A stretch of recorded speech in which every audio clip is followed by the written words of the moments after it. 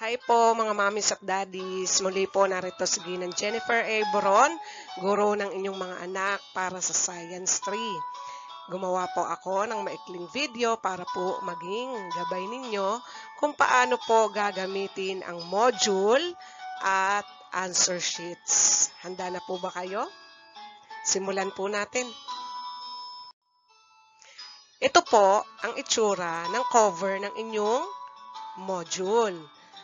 Ang pag-aaralan po ng mga bata para sa Module 1 ay ang katangian ng mga bagay sa paligid. Ano po ang dapat nilang matutunan rito? Dapat po, matapos ang Module 1, matutunan ng mga bata na pangkatin ang mga bagay sa paligid. Una, ayon sa state of matter.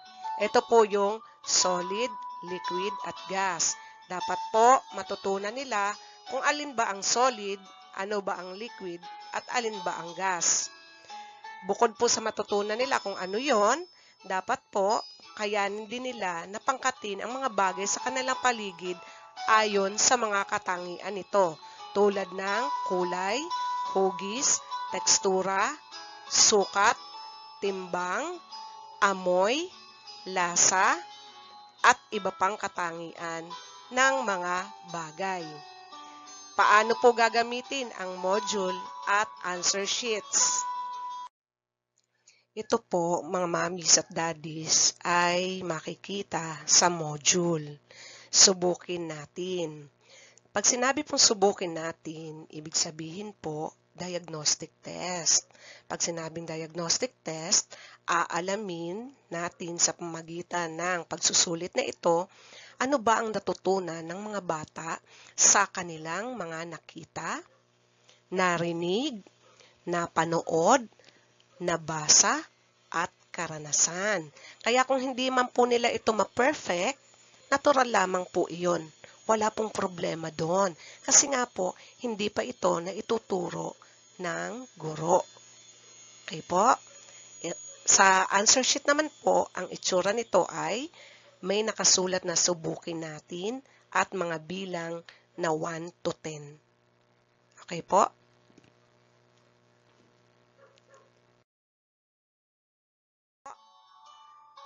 Ang mga tanong po na nakita ninyo ay 1 to 10. Yun po ay nasa module.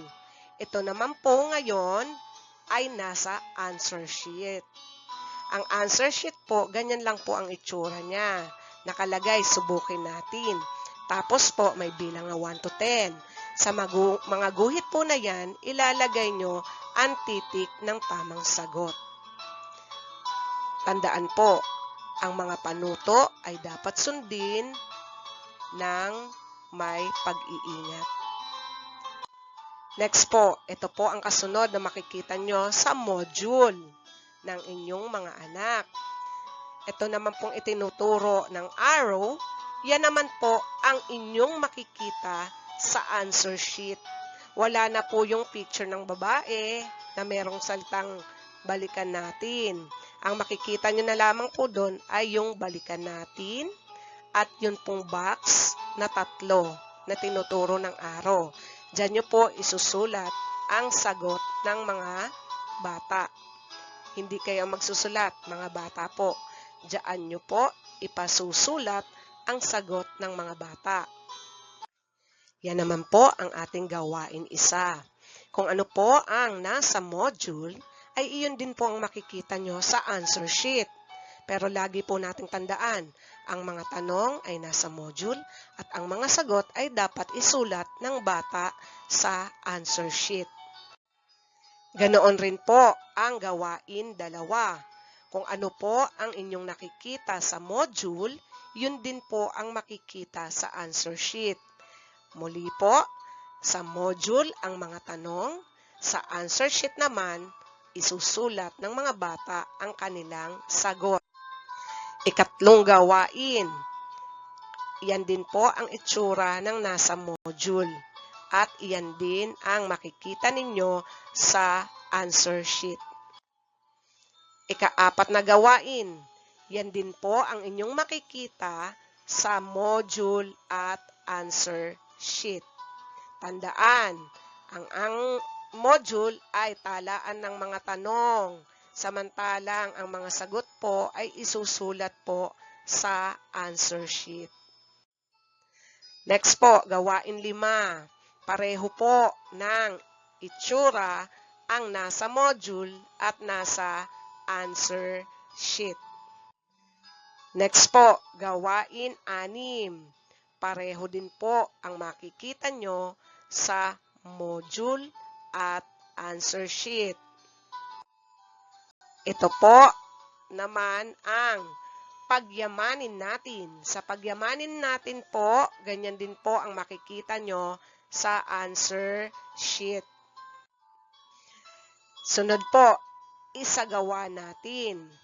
Mag-ingat po dito ha, kasi po hindi po pareho ang makikita nyo sa module at sa answer sheet. Ito po ang itsura ng nasa module.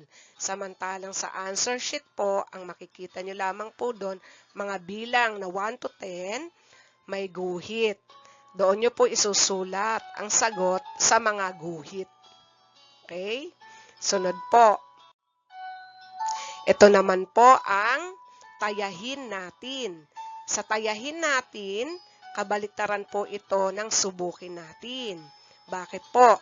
Kasi sa tayahin natin, na ituro na po lahat. Kaya dapat po, matutunan ng mga batang sagutan ito ng tama.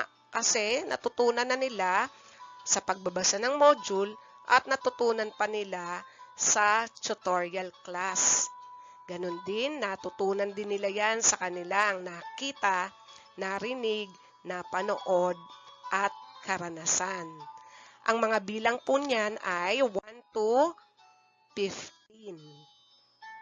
Okay?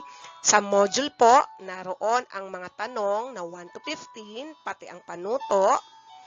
Sa inyo namang answer sheets, ang makikita nyo na lamang po ay yung tayahin natin at mga bilang na 1 to 15 na may guhit kung saan isusulat nyo ang sagot ng bata.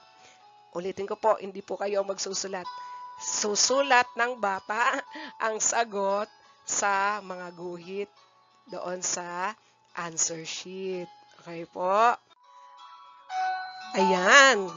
Nasa huling bahagi na po tayo ng ating module.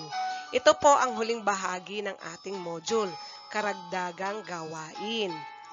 Ang itsura po nito sa ating module ay iyan po mismong nakikita nyo sa screen. At ganyan din po ang itsura niya sa answer sheet. Basahin lamang po ang nakasulat sa panuto at pasagutan ito sa mga bata sa answer sheet.